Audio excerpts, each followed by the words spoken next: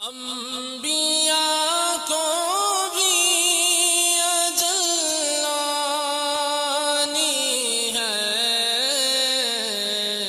مگر ایسی کے فقط آنی ہے۔ الحمدللہ رب العالمین والصلاة والسلام على سید المرسلین، اما بعد فاعوذ باللہ من الشیطان الرجیم، بسم اللہ الرحمن الرحیم۔ الصلاة والسلام علیک یا رسول اللہ وعلی آلک واصحابک یا حبیب اللہ، الصلاة والسلام علیک یا نبی اللہ وعلى آلك واصحابك یا نور اللہ۔ میٹھے میٹھے اسلامی بھائیوں اور مدنی چینل کے ناظرین، الحمدللہ عز و جل مدنی چینل کا سلسلہ انبیاء اکرام کے واقعات کے ساتھ ایک بار پھر آپ کی بارگاہ میں حاضر ہیں۔ اچھی اچھی نیتوں کے ساتھ آئیے آپ بھی اس سلسلے میں شامل ہو جائیے کہ اللہ کی رضا کے لیے، حصول ثواب کے لیے انبیاء کرام کے واقعات کو سنیں گے کہ جہاں نیکوں کا ذکر ہوتا ہے وہاں رحمتوں کا نزول ہوتا ہے۔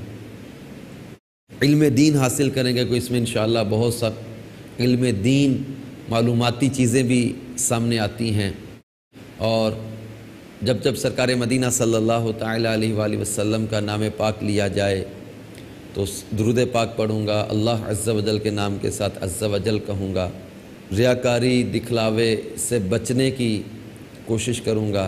حضرت سیدنا عمر ابن خطاب رضی اللہ تعالی عنہ سے مروی ہے، انہوں نے کہا کہ دعا آسمان و زمین کے درمیان ٹھہری رہتی ہے، دعاؤں میں سے کوئی دعا بھی اوپر نہیں چڑھتی یہاں تک کہ تو اپنے نبی صلی اللہ علیہ وسلم پر درود شریف پڑھ لے۔ صلو علی الحبیب صلی اللہ تعالی علی محمد وعلی آلہ وصحبہ وبارک وسلم، صلاۃ و سلاما علیک یا سیدی یا مکی یا مدنی یا عربی یا ہاشمی یا سیدی یا رسول اللہ۔ میٹھے میٹھے اسلامی بھائیوں اور مدنی چینل کے ناظرین، آج ہم اللہ تبارک و تعالیٰ کے پیارے نبی حضرت سیدنا زکریا علی نبینا وعلیہ الصلوۃ والسلام کا یہاں پر ذکر کریں گے، ان کے کچھ اہم واقعات کو یہاں بیان کریں گے۔ حضرت زکریا علی نبینا وعلیہ الصلوۃ والسلام حضرت سلیمان علی نبینا وعلیہ الصلوۃ والسلام کی اولاد سے تھے، بڑھئی کا کام کرتے تھے۔ آپ کے آباء و اجداد جو نبی تھے وہ بیت المقدس میں وحی لکھا کرتے تھے۔ حضرت زکریا علی نبینا علیہ الصلوۃ والسلام کے بڑھاپے میں پہنچنے تک آپ کی کوئی اولاد نہ تھی۔ ان کا بیٹا ملنے کا واقعہ بھی بڑا ہی اہم اور بڑا ہی معلوماتی اور دلچسپ ہے، اور ان کے واقعات میں حضرت بی بی مریم رضی اللہ تعالی عنہا جو جناب عیسیٰ علی نبینا علیہ الصلوۃ والسلام کی والدہ ہیں، ان کی زندگی کے واقعات کا ان کے واقعات کے ساتھ بھی بڑا گہرا تعلق ہے۔ تو اس ضمن میں ہمیں تھوڑا سا حضرت بی بی مریم رضی اللہ تعالی عنہا کی ولادت کے حوالے سے قرآن پاک کے کچھ واقعات کو لے کر، کیونکہ ان کا حضرت زکریا علی نبینا علیہ الصلوۃ والسلام کے ساتھ تعلق ہے، کیونکہ یہ کفالت زکریا علی نبینا علیہ الصلوۃ والسلام میں بی بی مریم کا آنا ہوا۔ وہ کیا تھا، کیسے آنا ہوا، اس کو قرآن پاک میں اللہ تبارک و تعالی نے بیان فرمایا۔ چنانچہ تیسرے پارہ میں اللہ تبارک و تعالی ارشاد فرماتا ہے، اذ قالت امرأة عمران رب انی نذرت لک ما فی بطنی محررا فتقبل منی انک انت السمیع العلیم۔ سورہ آل عمران کی آیت نمبر 35، ترجمہ کنز الایمان میرے سید اعلیٰ حضرت اس کا ترجمہ کچھ یوں بیان کرتے ہیں، جب عمران کی بی بی نے عرض کی، اے رب میرے، میں تیرے لیے منت مانتی ہوں جو میرے پیٹ میں ہے، کہ خالص تیری ہی خدمت میں رہے تو تو مجھ سے قبول کر لے، بے شک تو ہی سنتا جانتا۔ میٹھے میٹھے اسلامی بھائیوں اور مدنی چینل کے ناظرین، اس آیت کی تفسیر میں تفسیر خزائن العرفان میں صدر الافاضل مولانا نعیم الدین مراد آبادی علیہ رحمۃ اللہ الہادی لکھتے ہیں کہ عمران دو ہیں، ایک عمران بن یسہر بن فاہد بن لاوا بن یعقوب، یہ تو حضرت موسیٰ اور ہارون کے والد ہیں، اور دوسرے عمران بن ماتان، یہ حضرت عیسیٰ علیہ السلام کی والدہ مریم کے والد ہیں، اور دونوں عمرانوں میں 1800 برس کا فرق ہے۔ یہاں دوسرے عمران مراد ہیں جو حضرت بی بی مریم کے والد، یہ مریم رضی اللہ تعالیٰ عنہ کی والدہ ہیں۔ تو انہوں نے منت مانی کہ اے اللہ، میں تیرے لیے منت مانتی ہوں جو میرے پیٹ میں ہے کہ خالص تیری ہی خدمت میں رہے، یعنی تیری عبادت کے سوا دنیا کا کوئی کام اس کے متعلق نہ ہو، بیت المقدس کی خدمت اس کے ذمہ ہو۔ تو علماء کرام نے واقعہ اس طرح ذکر کیا ہے کہ حضرت زکریا و عمران دونوں ہم زلف تھے، یعنی بی بی مریم کی والدہ اور حضرت زکریا علیہ نبینا علیہ السلام کی زوجہ، یہ دونوں بہنیں، ایک حضرت عمران کے نکاح میں تھی، ایک حضرت زکریا علیہ نبینا علیہ السلام کے نکاح میں تھی۔ تو فاکوزہ کی دختر عیشا جو حضرت یحییٰ کی والدہ ہیں، اور ان کی بہن حنہ جو فاکوزہ کی دوسری بیٹی اور حضرت مریم کی والدہ ہیں، وہ عمران کی بیوی تھی۔ ایک زمانہ تک حنہ کے اولاد نہیں ہوئی، یہاں تک کہ بڑھاپا آ گیا اور مایوسی ہو گئی۔ یہ صالحین کا خاندان تھا اور یہ سب لوگ اللہ کے مقبول بندے تھے۔ ایک روز حنہ نے ایک درخت کے سایہ میں ایک چڑیا دیکھی جو اپنے بچہ کو بھرا رہی تھی۔ یہ دیکھ کر آپ کے دل میں اولاد کا شوق پیدا ہوا اور بارگاہ الہی میں دعا کی کہ یا رب، اگر تو مجھے بچہ دے تو میں اس کو بیت المقدس کا خادم بناؤں۔ جب وہ حاملہ ہوئیں اور انہوں نے یہ نظر مان لی تو ان کے شوہر نے فرمایا کہ یہ تم نے کیا کیا؟ اگر لڑکی ہوئی تو وہ اس قابل کہاں ہے؟ اس زمانہ میں لڑکوں کو خدمت بیت المقدس کے لیے دیا جاتا تھا، اور لڑکیاں عوارض نسائی اور زنانہ کمزوریوں اور مردوں کے ساتھ نہ رہنے کی وجہ سے اس قابل نہیں سمجھی جاتی تھیں، اس لیے ان کو شدید فکر لاحق ہوئی، اور حنہ کے وضع حمل سے قبل عمران کا انتقال ہو گیا۔ میٹھے اسلامی بھائیوں اور مدنی چینل کے ناظرین، اب ان کو فکر بھی ہوئی کہ اگر بیٹا نہ ہوا، بیٹی ہوئی، تو انہوں نے نظر مان لی حنہ نے کہ میرے جو حمل ہے، جو بچہ پیدا ہوگا تو میں اس کو تیری خالص عبادت میں دوں گی، یعنی بیت المقدس کی خدمت کے لیے اس کو وقف کر دیا جائے گا۔ تو اللہ تبارک و تعالی ارشاد فرماتا ہے فَلَمَّا وَدَعَتْهَا قَالَتْ رَبِّ إِنِّي وَدَعْتُهَا أُنْثَى وَاللَّهُ أَعْلَمُ بِمَا وَدَعَتْ وَلَيْسَ الذَّكَرُ كَالْأُنْثَى وَإِنِّي سَمَّيْتُهَا مَرْيَمَ وَإِنِّي أُعِيذُهَا بِكَ وَذُرِّيَّتَهَا مِنَ الشَّيْطَانِ الرَّجِيمِ۔ ترجمہ کنز الایمان۔ پھر جب اسے جنا بولی، اے رب میرے، یہ تو میں نے لڑکی جنی، اور اللہ کو خوب معلوم ہے جو کچھ وہ جنی، اور وہ لڑکا جو اس نے مانگا اس لڑکی سا نہیں، اور میں نے اس کا نام مریم رکھا، اور میں اسے اور اس کی اولاد کو تیری پناہ میں دیتی ہوں راندے ہوئے شیطان سے۔ اور میٹھے میٹھے اسلامی بھائیوں اور مدنی چینل کے ناظرین، یہ صاحبزادی حضرت مریم تھی اور اپنے زمانہ کی عورتوں میں سب سے اجمل و افضل تھی۔ مریم کے معنی عابدہ ہیں۔ تو میٹھے میٹھے اسلامی بھائیوں، حضرت خواجہ حسن بصری رحمۃ اللہ تعالی علیہ فرماتے حضرت مریم کی والدہ نے جو نظر مانی تھی وہ در حقیقت اللہ تعالیٰ کی طرف سے آپ کو الہام ہوا تھا. اگر الہام نہ ہوتا تو شاید آپ نظر بھی نہ مانتی. تو جب انہوں نے دیکھا کہ تو بیٹی پیدا ہو گئی، اور اس وقت ان کی شریعت میں لڑکوں کی ہی نظر مانی جاتی تھی، مذکر ہی عبادت کے مقام کی ہمیشہ خدمت کر سکتے، مؤنث کو یہ مقام حاصل نہیں، کیونکہ ان کو مخصوص ایام کا عارضہ لاحق ہوتا. مذکر اپنی قوت و طاقت کی وجہ سے خدمت کر سکتا ہے، مرد خدمت کے معاملات میں لوگوں سے میل جول رکھتا ہے، اس کے لیے عیب نہیں. لیکن عورت کے لیے لوگوں سے اختلاط عیب. مرد کے لیے مردوں سے ملنے جلنے میں کوئی تہمت نہیں ہوتی، لیکن عورت کے لیے کئی مسائل ہیں.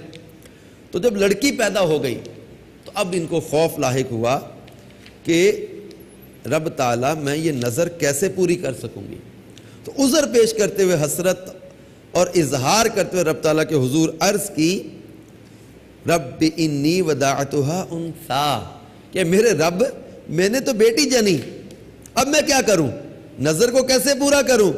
تو اللہ تبارک و تعالیٰ نے فرمایا کہ اللہ تعالیٰ کو خوب معلوم ہے جو کچھ اس نے جنا. جو لڑکا تمہارا مطلوب تھا وہ اس لڑکی جیسا نہیں جو اللہ تعالیٰ نے تمہیں عطا کی ہے. یعنی تم تو صرف بیت المقدس کی خدمت کے لیے وقف ہونے کے لیے لڑکا مانگ رہی تھی، لیکن اللہ تعالیٰ نے تمہیں وہ لڑکی عطا کی جسے حضرت عیسیٰ کی ماں ہونے کا شرف ملنے والا ہے.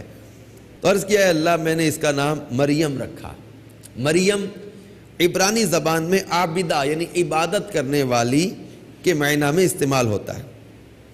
یہ نام رکھ کر اللہ تعالیٰ سے درخواست کی گئی کہ اسے دین و دنیا کی آفات سے محفوظ فرما، اور ساتھ یہ دعا کی اے اللہ اسے اور اس کی اولاد کو شیطان کے شر سے محفوظ رکھ، یعنی نیک و مطیع بنا. تب میرے میٹھے میٹھے اسلامی بھائیوں اور مدنی چینل کے ناظرین،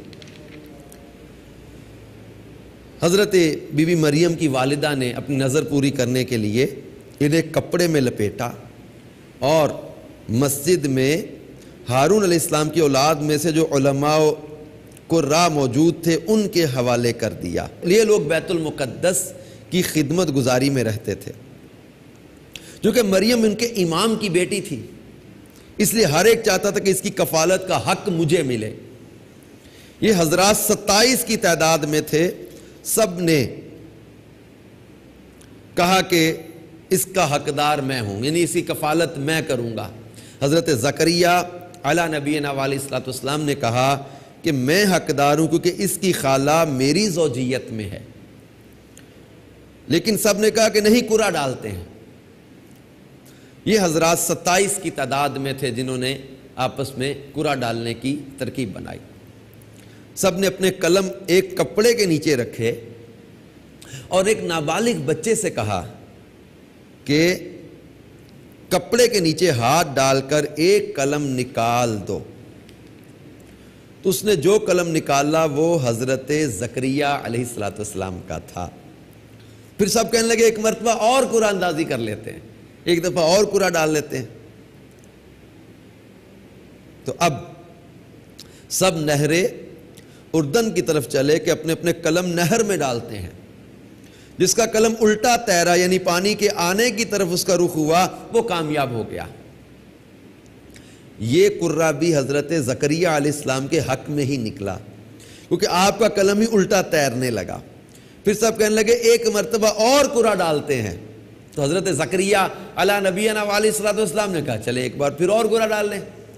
اب قرعہ ڈالنے کے لیے انہوں نے کہا کہ جس کا قلم سیدھے رخ کی طرف چلا وہ کامیاب ہوگا. تو یہ 27 افراد انہوں نے اپنے اپنے قلم ڈالے. تیسری مرتبہ بھی جب حضرت زکریا کو ہی کامیابی حاصل ہو گئی، آپ کا قلم ہی پانی کے بہاؤ کے رخ کی طرف چلا. قرعہ میں کامیابی پر آپ نے کفالت کی ذمہ داری سنبھال لی. اس کو اللہ تبارک و تعالیٰ نے قرآن پاک میں کچھ یوں بیان کیا. سورہ آل عمران میں ارشاد فرماتا ہے فَتَقَبَّلَهَا رَبُّهَا بِقَبُولٍ حَسَنٍ وَأَنبَتَهَا نَبَاتًا حَسَنًا وَكَفَّلَهَا زَكَرِيَّا كُلَّمَا دَخَلَ عَلَيْهَا زَكَرِيَّا الْمِحْرَابَ وَجَدَ عِندَهَا رِزْقًا رزقا قال یا مریم انا لک ھذا قالت هو من عند اللہ ان اللہ یرزق من یشاء بغیر حساب۔ ترجمہ کنز الایمان۔ تو اسے اس کے رب نے اچھی طرح قبول کیا اور اسے اچھا پروان چڑھایا اور اسے زکریا کی نگہبانی میں دیا۔ جب زکریا اس کے پاس اس کی نماز پڑھنے کی جگہ جاتے، اس کے پاس نیا رزق پاتے۔ کہا اے مریم یہ تیرے پاس کہاں سے آیا؟ بولی وہ اللہ کے پاس سے ہے، بے شک اللہ جسے چاہے بے گنتی دے۔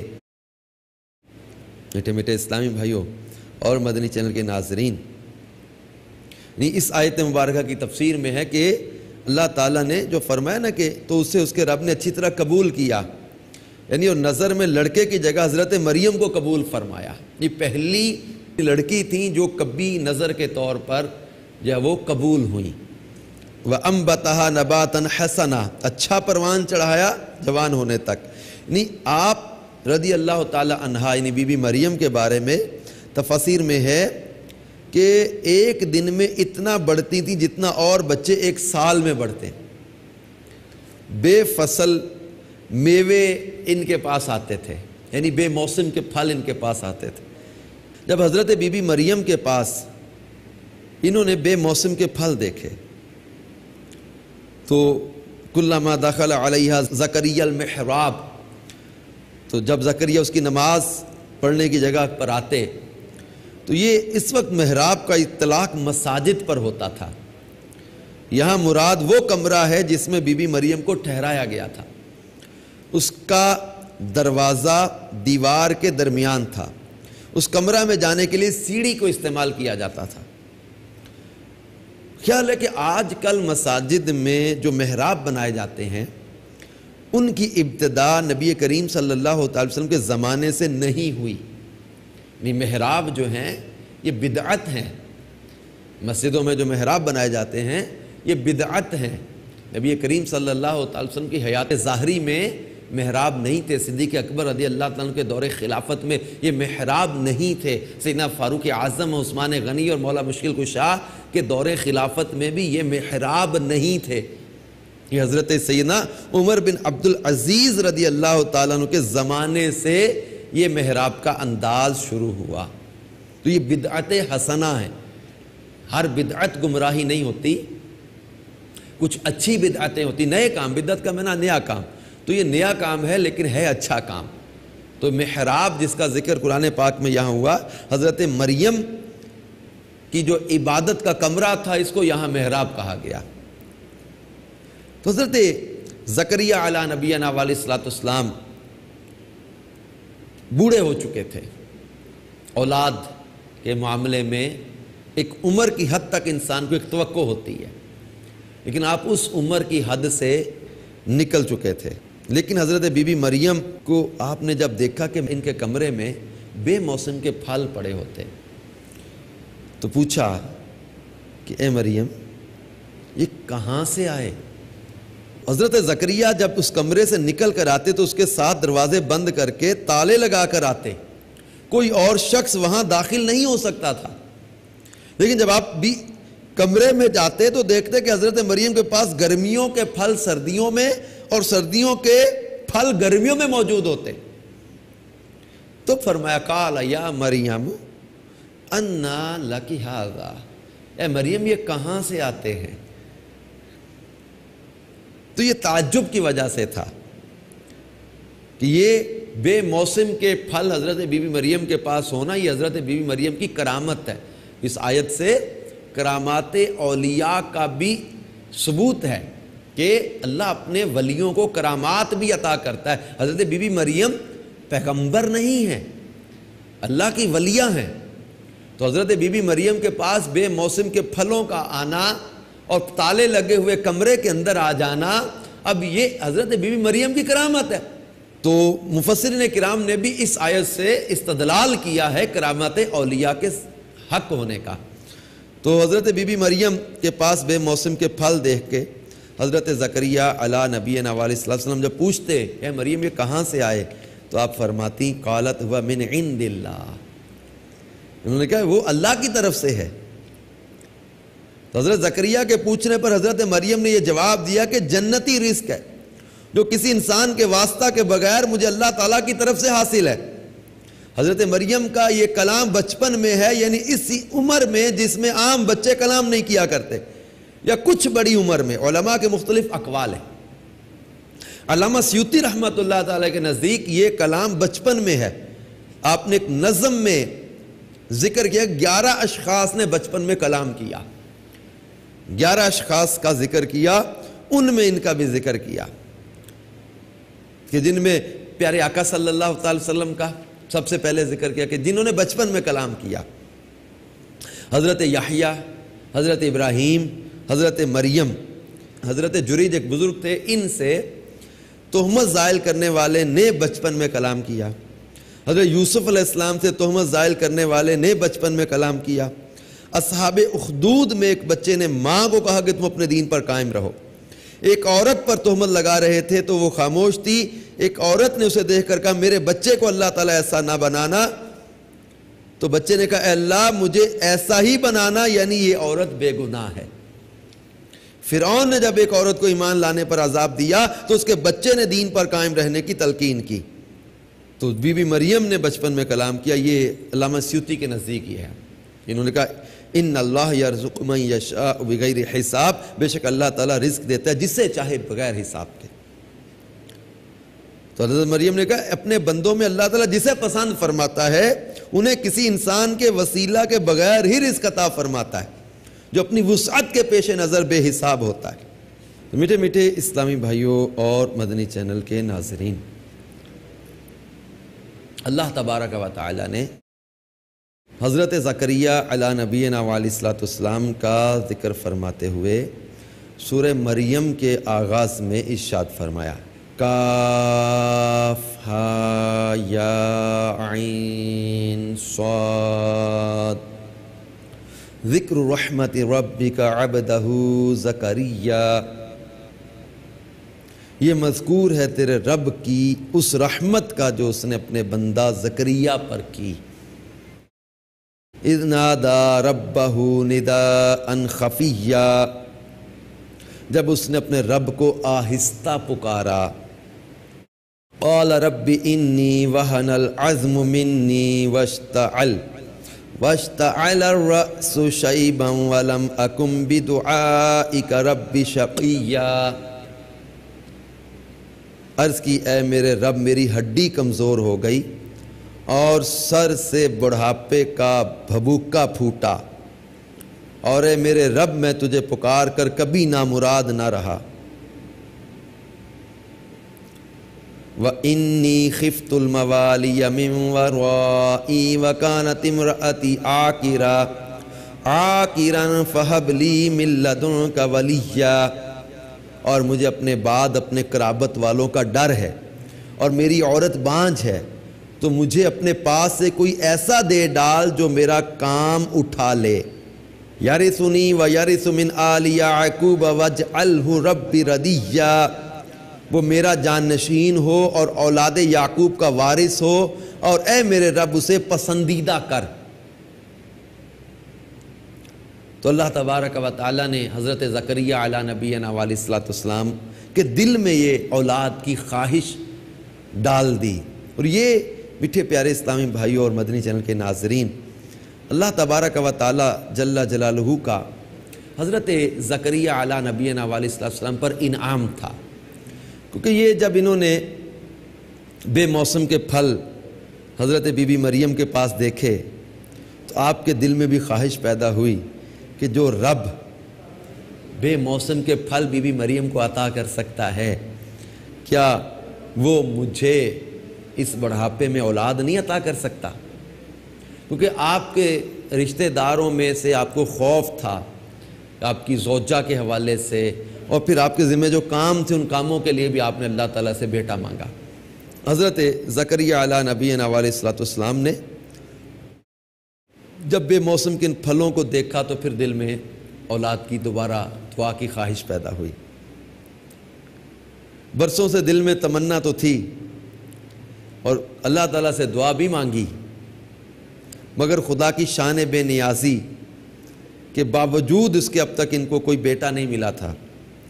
جب انہوں نے حضرت مریم کی محراب میں یہ کرامت دیکھی کہ اس جگہ بے موسم کا پھل آتا ہے، تو اس وقت ان کے دل میں یہ خیال ہے کہ اب میری عمر اتنی ضعیفی کی ہو چکی ہے کہ اولاد کے پھل کا موسم ختم ہو چکا، مگر وہ اللہ جو مریم کی محراب میں بے موسم کے پھل عطا کرتا ہے وہ قادر ہے کہ مجھے بے موسم کے اولاد کا پھل عطا فرما دے۔ چاچا آپ نے محراب مریم میں دعا مانگی، جس کو اللہ تبارک و تعالیٰ نے قرآن پاک میں کچھ یوں بیان فرمایا، ہنالک دعا زکریا ربہ قال رب ہب لی من لدنک ذریۃ طیبہ انک سمیع الدعاء فنادته الملائکۃ وهو قائم یصلی فی المحراب ان اللہ یبشرک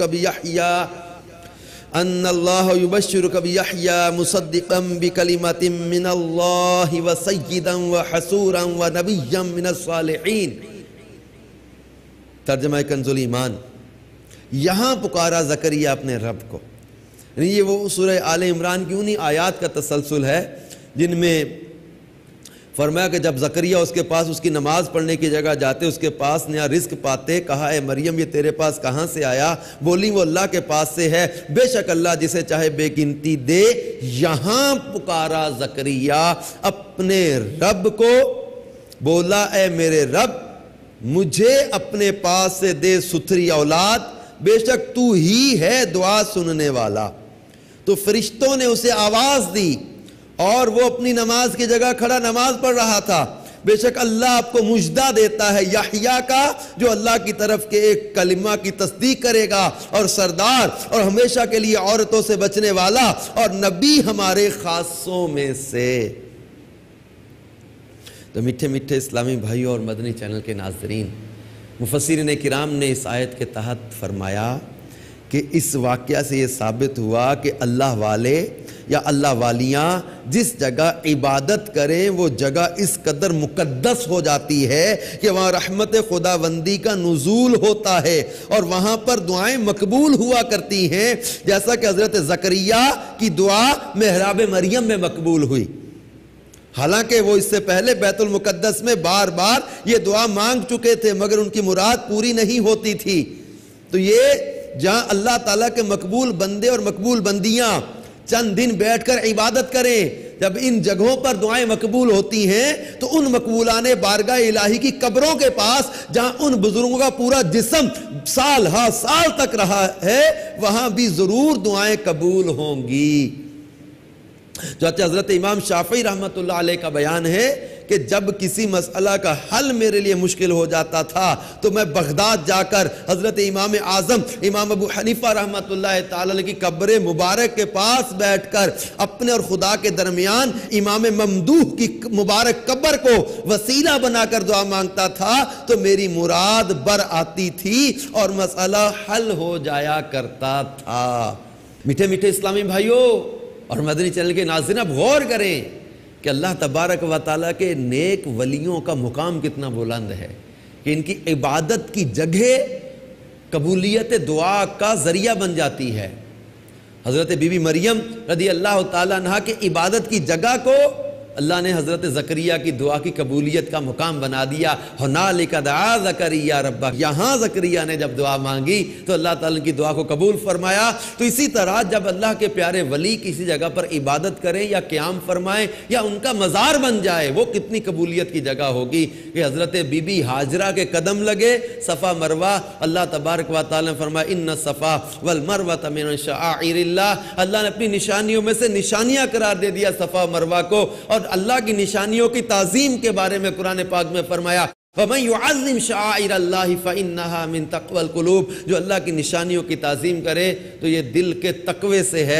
یعنی جب اللہ کے پیاروں کے قدم لگنے والی جگہ کی کوئی تعظیم کرے، دل کا تقوی پا جائے، تو جو اللہ کے پیاروں کی تعظیم کرے گا اللہ اس کو کیسا تقوی پرہیزگاری عطا کرے گا۔ تو اللہ کے پیاروں کی تعظیم، ادب، احترام اور ان کی عبادات کی جگہوں کو یادگار بنا لینا، دعاؤں کی قبولیت کا ذریعہ سمجھنا، یہ اللہ تبارک و تعالیٰ کے پاک کلام سے ہمارے سامنے ظاہر ہو رہا ہے کہ حضرت زکریا نے وہاں دعا مانگی تو اللہ تبارک و تعالیٰ نے ان کی دعا کو قبول فرمایا اور ان کو بشارت دی فرشتوں نے کہ اللہ تعالیٰ آپ کو اس بیٹے کی بشارت دیتا ہے کہ یحییٰ جو اللہ کی طرف کے کلمہ کی تصدیق کرے گا اور سردار اور ہمیشہ کے لیے عورتوں سے بچنے والا اور نبی ہمارے خاصوں میں سے۔ تو میٹھے میٹھے اسلامی بھائیوں اور مدنی چینل کے ناظرین، اب حضرت زکریا علیہ نبینا وعلیہ الصلوۃ والسلام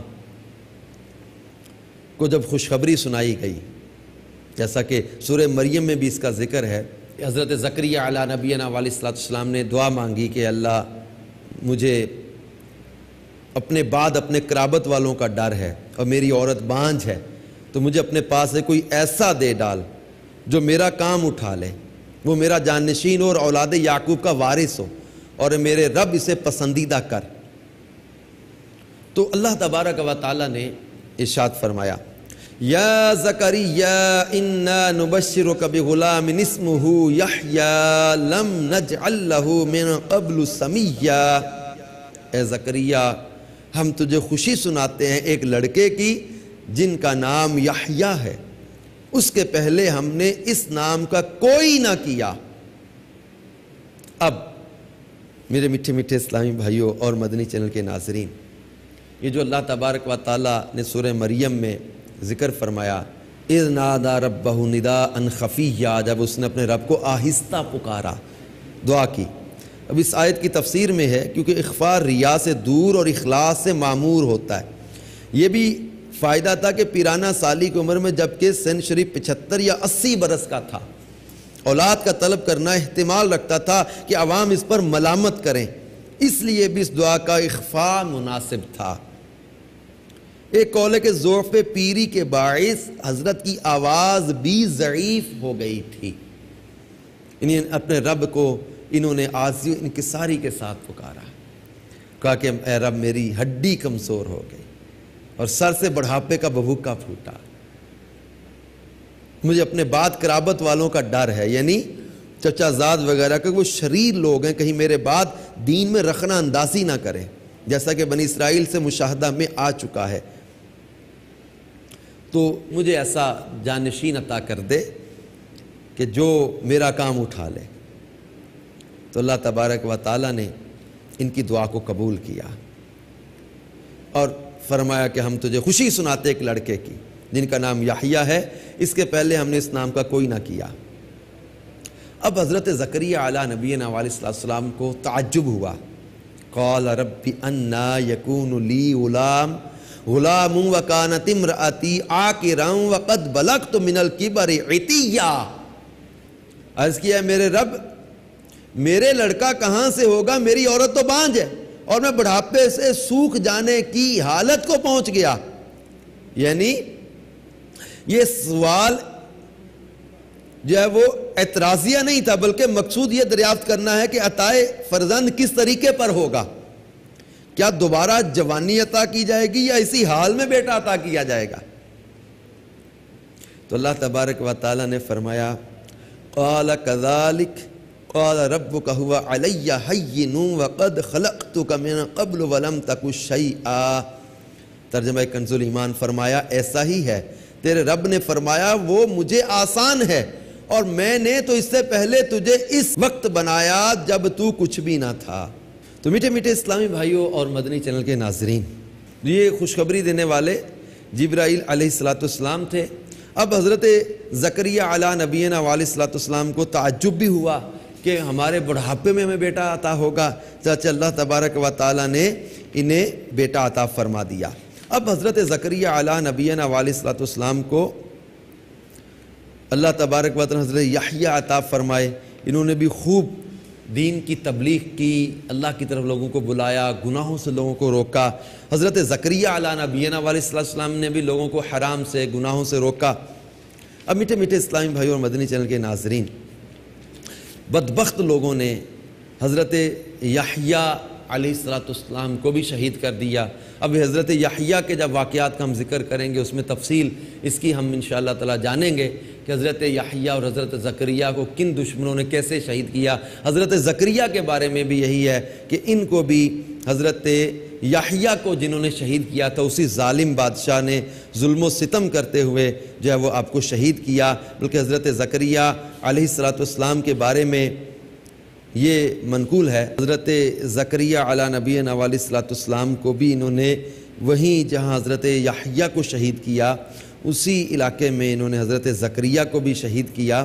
اور حضرت زکریا علی نبینا علیہ السلام وہاں سے ہٹ تو گئے اور ایک درخت میں آپ نے دیکھا کہ شگاف تھا، تو حضرت زکریا اس میں داخل ہو گئے۔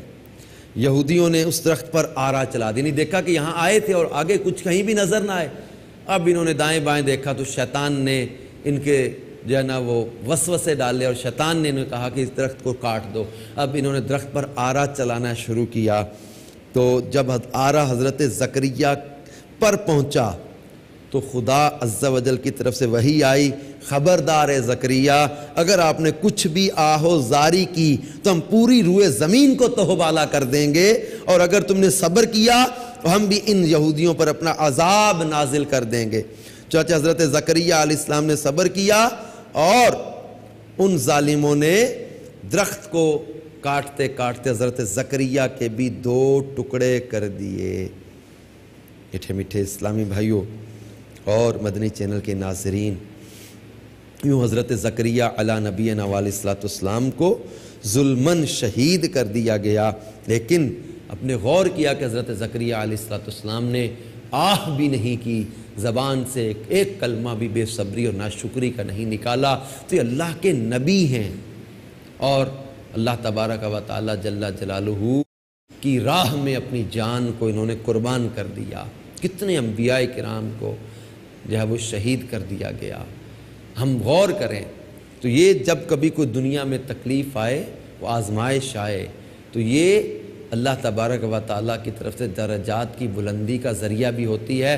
انبیاء کرام کی شہادتوں سے ہمیں یہ سبق ملتا ہے کہ اللہ کے پیاروں پر جب آزمائشیں آتی ہیں تو یہ اللہ تبارک و تعالیٰ کی طرف سے امتحان ہوتا ہے، اور یہ امتحان میں کامیاب ہو کے باقی لوگوں کو درس دیا کرتے ہیں کہ نیکی کی دعوت دینے میں، اسلام کی راہ میں، اللہ تعالیٰ کی یاد میں، حق بات کو کہنے میں تکلیفیں آئیں، اذیتیں آئیں، یہاں تک کہ جان بھی قربان کرنا پڑے، تو اللہ تبارک و تعالیٰ کی راہ میں جان قربان کر دینے سے جو ہے وہ پیچھے نہ ہٹو، اللہ کی راہ میں اپنی جانوں کے نذرانے تک پیش کر دیے۔ اب یہ ہمارے لیے درس ہے کہ ہم نیکی کی دعوت دینے میں سستی کا مظاہرہ نہ کریں۔ وہ اتنی تکلیفوں کے باوجود، اذیتوں کے باوجود، اتنے ظلم و ستم سہ کر نیکی کی دعوت کا کام کریں، اور ہم آسانیوں کے باوجود، آسائشوں کے باوجود، راحتوں کے باوجود نیکی کی دعوت کے کام میں جی چرائیں، یہ بڑی عجیب بات ہے۔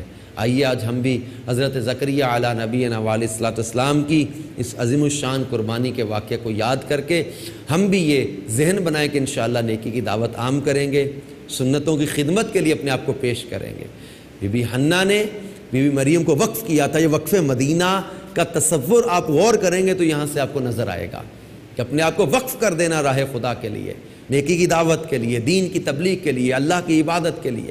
بلکہ ایک روایت کا خلاصہ ہے کہ اے ابن آدم، تو اپنے آپ کو میری عبادت کے لیے فارغ کر لے، میں تیرے ہاتھوں کو رزق سے بھر دوں گا، تیرے دل کو غنا سے بھر دوں گا۔ اور فرماتا ہے کہ اے ابن آدم، تو میری عبادت سے دوری اختیار مت کر، ورنہ میں تیرے ہاتھوں کو کام میں مشغول کر دوں گا اور تیرے دل کو فقر سے بھر دوں گا۔ تو آئیے میرے پیارے میٹھے اسلام بھائی اور مدنی چینل کے ناظرین، ہم اپنا ذہن بنائیں کہ انشاءاللہ دعوت اسلامی کے جو ہے وہ مدنی قافلوں میں، ہفتہ وار اجتماع میں، تمام مدنی کاموں میں جو ہے دعوت اسلامی پوری کی پوری آپ سمجھتے ہیں نیکی کی دعوت دینے اور برائی سے منع کرنے کا انداز ہے۔ مسجد بھرو تحریک ہے ہماری، ہم آئیں مل جل کر نیکی کی دعوت کو عام کرنے کے لیے اپنا کردار ادا کریں۔ اللہ تبارک و تعالیٰ نے زندگی، یہ صحت، یہ صلاحیتیں عطا کی ہیں، ان کو اپنے رب کی راہ میں وقف کر دیں، اپنے مولا کی یاد میں وقف کر دیں اور نیکی کی دعوت عام کریں۔ بڑی سے بڑی تکلیف بھی جو ہے وہ آ جائے تو راہ خدا میں اس کو اپنے مولا کی طرف سے تحفہ سمجھ کر سینے سے لگا کر آگے بڑھتے چلے جائیں۔ اللہ تبارک و تعالی ہم سب کو راہ خدا عز و جل میں قربانیاں دینے، نیکی کی دعوت کو عام کرنے کی توفیق عطا فرمائے، آمین بجاہ النبی الامین صلی اللہ تعالی علیہ وآلہ وسلم۔ انبیاء کو بھی اجل آنی ہے، مگر ایسی کہ فقط